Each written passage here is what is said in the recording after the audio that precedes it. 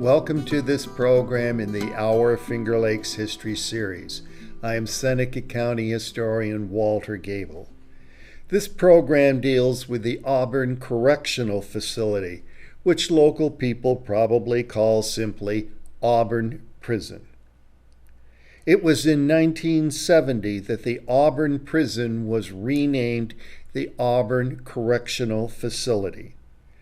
The prison is among the oldest functional prisons in the United States, receiving its first 53 inmates in 1817.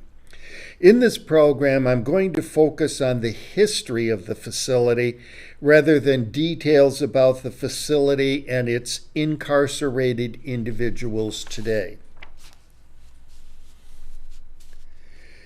Before I go any further in this program, I need to point out that a brand new New York State law provides that those who are in prison are to be referred to as incarcerated individuals and not as inmates.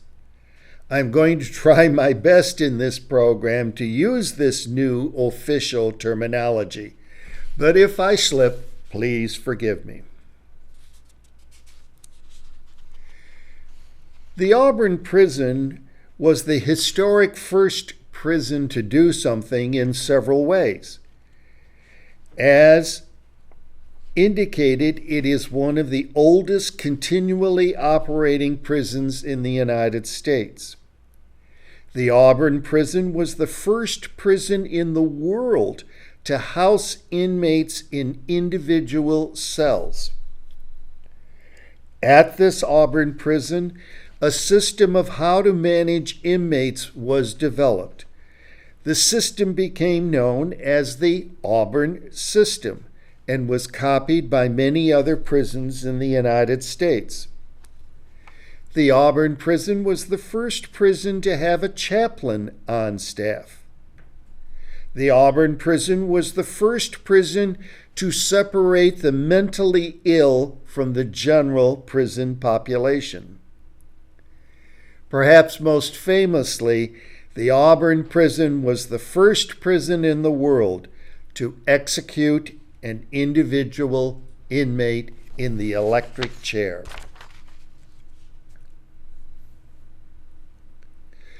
Auburn Correctional Facility is a maximum security facility for male inmates. Here you see an aerial view of the facility. You will note that it is surrounded by other parts of the city of Auburn, as the city has grown from where the Auburn Prison opened in 1818. The prison was renamed the Auburn Correctional Facility in 1970. In its early years, the prison charged a fee for tourists in order to raise funds for the prison. Eventually, to discourage most visitors, the fee was increased. I want to give some information about this facility and its incarcerated individuals.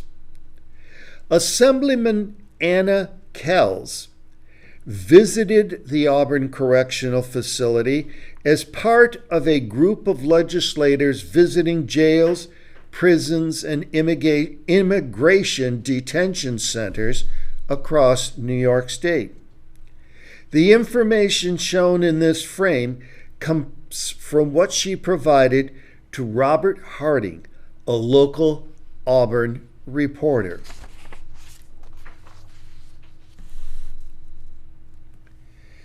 Copper John is a statue of an American Revolutionary War soldier that stands atop the Auburn Correctional Facility.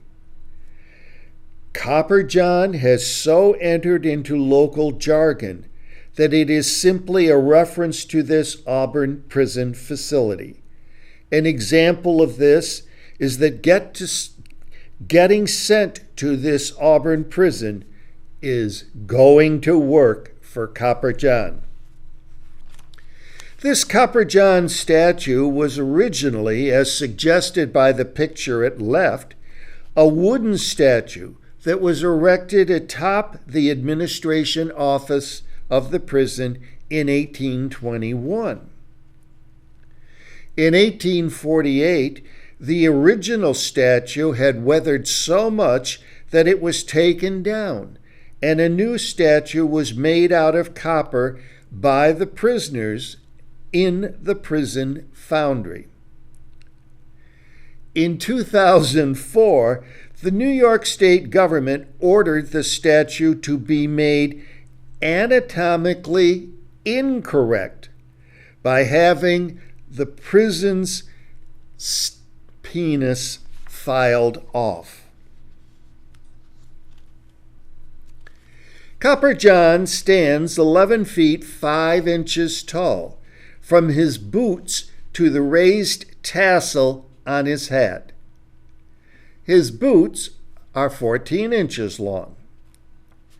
His original post on the peak of the administrative building, as shown in the 1900 picture at right, he stood atop the giant prison belfry. The bell was rung to signal shift changes and in times of emergency. In 1821, new cell blocks were completed. This made the Auburn prison the first prison in the world to house inmates in individual cells. As shown, the cells were 7 feet long, 7 feet high, and 3.5 feet wide. There was no light, heat, or running water in those cells. The chair and carpet shown in this picture were not standard furnishings. The door to the cell consisted of a lattice or iron and rivets. Each door was opened individually by key. Each inmate had a metal cup. It was placed on the small shelf above the lock plate outside each cell. There were 40 cells in a row, 2 rows back to back, with the cell block stacked 5 tiers high. There were no toilets in the inmate cells. Each inmate was given a covered bucket to use as a chamber pot. Each morning, the prisoners carried their bucket into the bucket yard. At the end of the workday in the shops, each prisoner picked up his bucket to take back to his cell for the night. In the 1820s, a system of inmate management was developed at the Auburn prison that was copied by prisons throughout the world. This system became known as the Auburn system. This Auburn system was designed to prevent an inmate from being negatively influenced by other inmates and to teach inmates the value of hard work. Each prisoner wore the same uniform style, a jacket, vest, and pants, all striped, as well as a shirt and hat. Also, note each inmate's head was shaved. The inmates marched in lockstep manner. Each man's hands were under the arms of the man in front of him, with the inmates marching in unison. This was true first thing in the morning when they marched to the bucket yard with their buckets. This marching routine was used to go to the mess hall and then to their workplaces. They marched in complete silence. Silence at all times was a part of this Auburn system. Continuing, here you see some inmates on their way into the mess hall. They are picking up their loaf of bread as they marched along. This picture gives us some idea of what seating in the mess hall was like. Note how inmates sat with all inmates looking in the same direction. The inmates sat on wooden stools. Note they are using ceramic cups and bowls.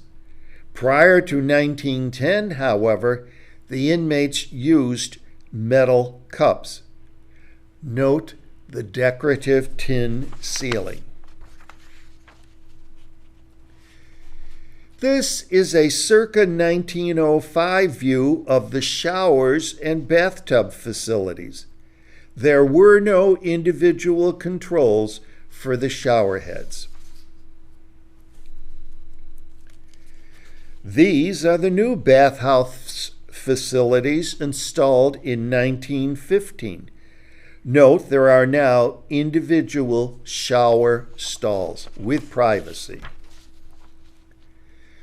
A goal of the Auburn system was to have the inmates defray the costs of their incarceration by doing work. Workshops using the water power from the nearby Owasco outlet were built as early as 1819. This forced labor was seen as redemptive, a means of teaching criminals the value of hard work. Spinning and weaving were one of the earliest industries. There was a large furniture-making industry at the Auburn prison throughout the 1800s.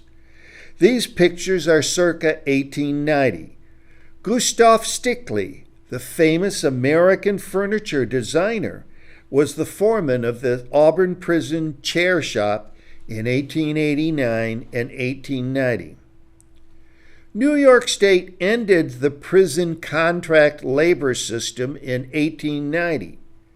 Thereafter, all the prison shops went on the state use system, meaning these prison shops could only produce goods for use of the state. I want you to be sure to note in the top picture there is one ceiling fan for this part of the furniture workshop. Imagine. Furniture continued to be made on a large scale at the Auburn prison after the prison went on the state use only policy in 1890. This is a circa 1910 picture of the chair shop. Note the barber's corral near the center of the picture. With more than 1,000 inmates needing haircuts, barbering was being done inside the shops. By 1900, the Auburn system had come to an end. Gone were the striped uniforms and the lockstep marching. However, the inmates marched back and forth from the mess hall and the workshops in military formation. Now, the uniforms for winter were wool, with the summer uniforms a lighter weight. But still the uniforms included a jacket, vest, and hat. The prison did not become fully electrified until after 1890. Shown here is a cell with now having a light bulb. The bucket was still needed because there was still no running water in the cells. These are the first of 12 photos taken in August 1909 to show how an inmate was processed into the Auburn prison. Here you see a reenactor portraying an inmate that has arrived at the Auburn prison, and he's being searched by staff. Here the new inmate's arrival is recorded in the clerk's office. The recorded information includes the inmate's crime and sentence, his country of origin, whether he could read and write, and his drinking habits. Was he temperate or intemperate? Here you see the new inmate is receiving instructions from the prison warden. Here the new inmate gives his record to the principal keeper and receives his instructions. Here the new inmate is weighed as per the Bertillon record. I will explain what this Bertillon record is in the next frame. Here the new inmate is having his photograph taken as per the so-called Bertillon record. These precise measurements and photo could be used to identify repeat offenders, even if they changed their name. The Bertillon record system was used until fingerprints and mugshots came into accepted use. Here the new inmate receives his first bath in the Auburn prison. Here the new inmate heads off to his cell block in his fresh convict uniform. Here the new inmate meets with the head teacher. The head teacher worked under the chaplain, meaning that the chaplain was responsible for both the religious and educational services offered at Auburn Prison. In 1827, Auburn Prison was the first prison to have a chaplain full-time on staff. Here the new inmate is receiving instructions from the foreman in the machine shop. Remember, all inmates at Auburn Prison worked, unless physically unable to do so. At top left, the inmate meets with the prison doctor. Note the blue line indicating the barred window in the sliding door behind them. Lower right, having served his time, the inmate leaves the Auburn prison. I want to repeat again that these 12 pictures are reenactments, not using a real inmate. In 1859, the New York State Asylum for the Criminally Insane opened adjacent to the then Auburn prison, but it was surrounded by its own 12-foot wall. It was referred to as an asylum for, quote, lunatic criminals, unquote. In 1879, the New York State Asylum for the Insane Criminals housed 121 inmates, 109 men and 12 women, with a maximum capacity of 160. This asylum for the insane closed in 1893, with the buildings converted to the New York State Prison for Women, which opened the following year. The insane criminals were transported to Auburn in the crate shown. As brutal as this appears, the insane criminals were actually better treated at this Auburn asylum than if they were still housed in the regular convicts' prison facilities.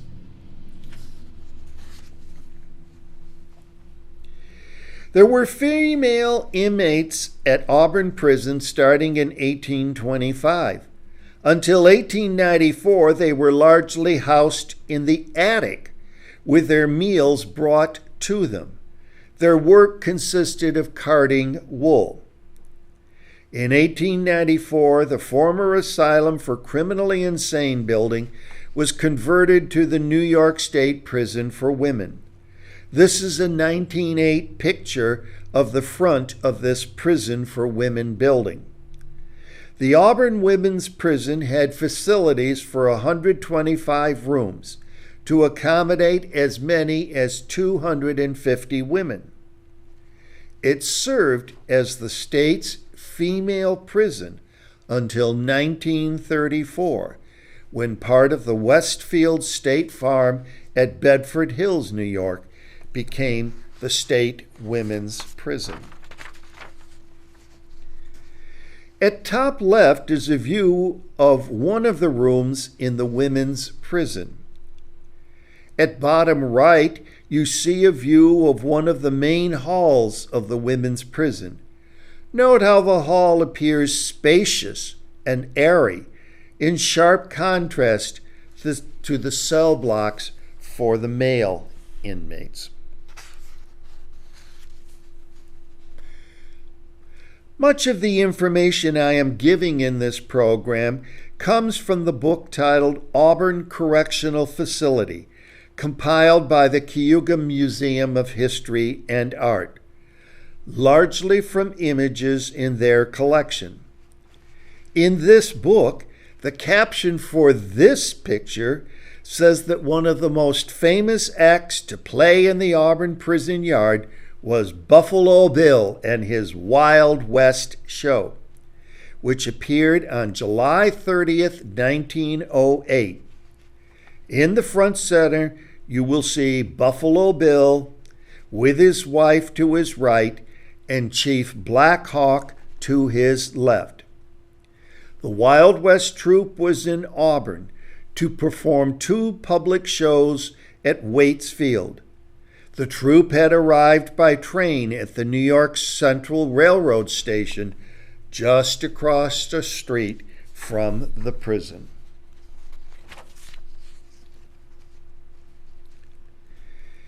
This frame is a circa 1912 picture of the visiting room. Note how the men on the far side of the bars appear to be wearing convict hats.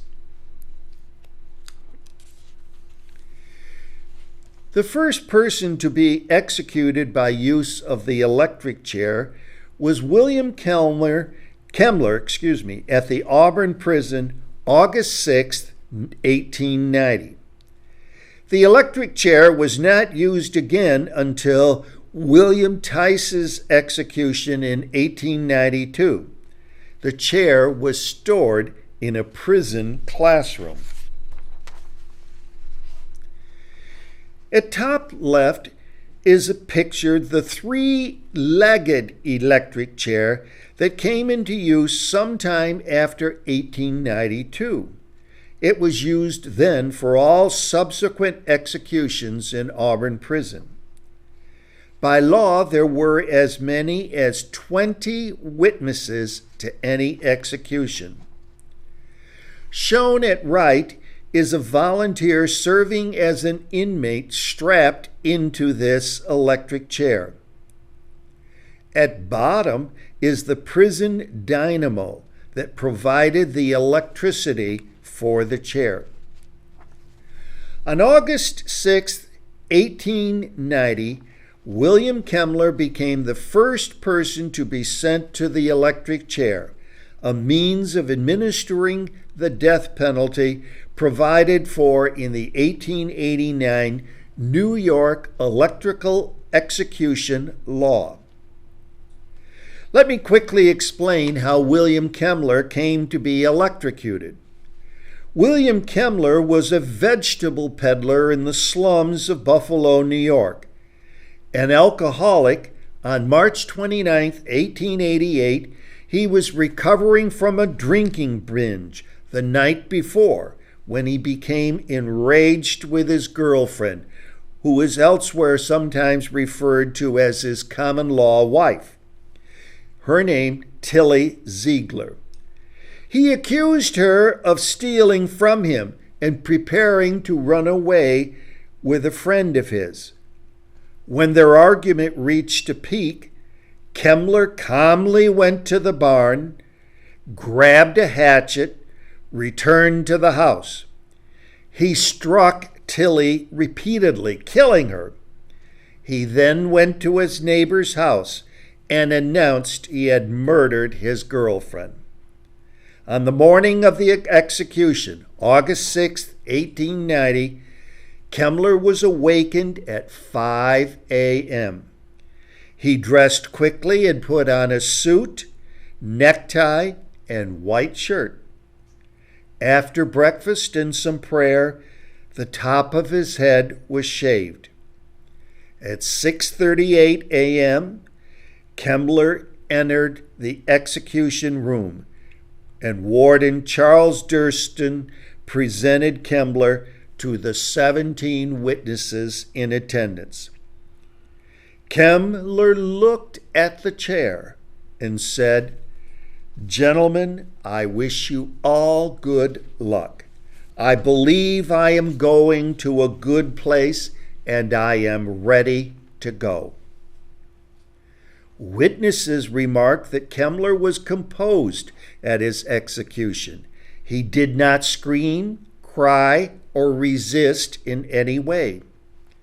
He sat down on the chair, but was ordered to get up by the warden so a hole could be cut in his suit, through which a second electrical lead could be attached. This was done, and Kemmler sat down again. He was strapped to the chair. His face was covered, and the metal restraint put on his bare head. He said, "Take it easy and do it properly. I'm in no hurry." Durston replied, "Goodbye, William," and ordered the switch thrown. The generator was charged with 1,000 volts, which was thought to be adequate to induce quick unconsciousness and cardiac arrest. The chair had already been tested. A horse had been electrocuted the day before. Current passed through Kemmler for 17 seconds. The power was turned off, and Kemmler was declared dead by Edward Charles Spitzka.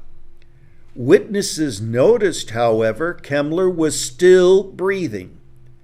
The attending physicians Spitzka and Carlos Frederick McDonald came forward to examine Kemmler.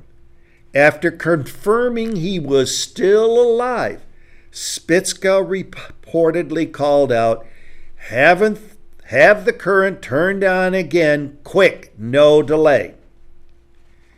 In his second attempt, Kemmler was shocked with 2,000 volts. Blood vessels under his skin ruptured and bled, and some witnesses claimed his body caught fire. The New York Times reported instead that, quote, "an awful odor began to permeate the death chamber. And then, as though to cap the climax of this fearful sight, it was seen that the hair under and around the electrode on the head and the flesh under and around unbearable." Excuse me, let me start that quote again. The New York Times reported that an awful odor began to permeate the death chamber, and then, as though to cap the climax of the fearful sight, it was seen that the hair under and around the electrode on the head and the flesh under and around the electrode at the base of the spine was singeing. The stench was unbearable. Upon autopsy, doctors had found the blood vessels under the cap of his skull had carbonized, and the top of the brain had hardened. Witnesses reported the smell of burning flesh, and several nauseated spectators tried to leave the room. The killing took approximately 8 minutes. The competitive newspaper reporters covering the execution jumped on the abnormalities as each newspaper source tried to outdo each other with sensational headlines and reports. A reporter who witnessed it also said, quote, "It was an awful spectacle, far worse than hanging."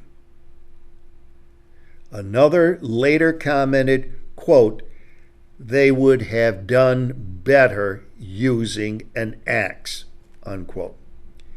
Kemmler is buried in the precincts of the prison where his execution took place.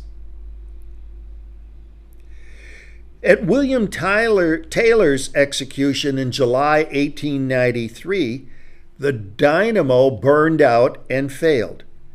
Taylor was taken out of the chair, placed on a cot in the death penalty chamber, and he was sedated by a doctor. It took over an hour to connect the electric chair to the city's power lines, and by that time, Taylor had died on the cot. Nevertheless, the prison warden had Taylor's body strapped back into the chair and the current turned on. In total, 54 men and 1 woman, Mary Farmer, died in the electric chair at the Auburn prison. The last execution at the Auburn prison was in 1916. Starting in that year, all electric chair executions in New York State were taking place at Sing Sing prison. In all, 686 men and 9 women died in the electric chair in New York between 1890 and 1963, when the use of the electric chair was discontinued. If you are wondering what is the present location of the Auburn prison electric chair, it probably no longer exists. In the first of 2 prison riots in 1929, there was a fire, and it is believed that the chair was destroyed. The only remnant today is a piece of the concrete that was below the chair. You can, however, go to Swaby's Tavern in Auburn and sit in a reproduction of an electric chair. Shown here are some notable inmates at the Auburn prison. William Kemmler, first person ever to be executed in the electric chair. Leon Sagolkos was the person who assassinated President McKinley in Buffalo, September 1901. The Auburn prison has housed 2 convicted members of crime families, namely Jimmy Burke and Joe Gallo. Recently, the Auburn Correctional Facility has housed David Sweet, who had escaped from the Dannemora Correctional Facility. Thomas Mott Osborne was a former mayor of Auburn who was appointed by the New York State governor to chair a commission on prison reform. He spent a week as an undercover prisoner at the Auburn prison. He became more convinced that inmates should be educated rather than punished. He was the driving force behind the creation of the Mutual Welfare League at Auburn prison in December 1913. Inmates elected delegates to this league, and the league took over some of the management of the prison population, including punishment of inmates. Some of the more humane improvements that came out of this Mutual Welfare League were expanded yard recreation time, weekly movies, entertainment, an inmate band, and vocational educational programs. Shown at right is the statue of Osborne erected in 1931 that stands outside the police station of the prison. There were two serious riots in 1929. The first started on July 28th when some inmates sprayed acid into an officer's face and gained access to the arsenal. 4 prisoners escaped over the wall. The prison shops were set on fire. 6 buildings were destroyed. Company I of the New York National Guard was called out to help quell this riot. 2 inmates were killed. 2 officers were shot. 1 was burned by acid, 1 was beaten, and 1 was overpowered by gas. After several hours, the rioters were subdued and locked in their cells. Auburn Prison was overcrowded in July 1929 with 1,768 inmates and the cell capacity 1,285. On December 11, 1929, Warden Edgar Jennings went into the main yard to investigate rumors of impending trouble. Using guns hidden in the prison since the July riots, some inmates took Warden Jennings and 6 guards and a foreman as hostages. Principal Keeper George A. Durnford approached the troublemakers, and Durnford was shot and killed. New York State troopers for the first time were brought in to quell this riot. Gas was used to subdue the rioters. 8 inmates were killed, 9 other persons were injured. 3 convicts were later executed at Sing Sing for their roles in this riot.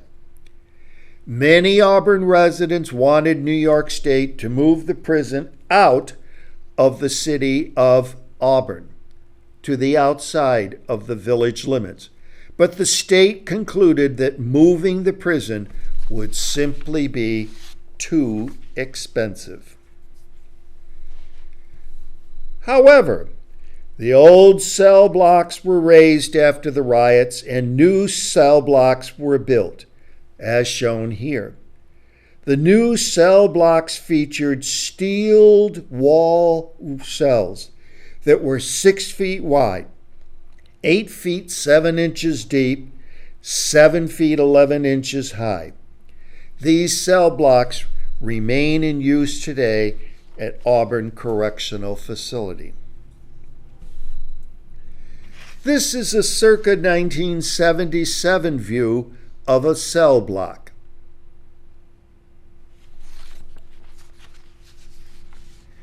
This is a view of a cell in the 1970s. Each inmate had a bed, a toilet, a sink, a light, and a locker. There still, however, was no hot water in the cells. In November 1980, the Auburn Correctional Facility began its family reunion program. Inmates could earn the right to visit privately with their loved ones in what became referred to as the trailers. Initially, such a visit was for as long as 72 hours, but it was reduced to 44 hours.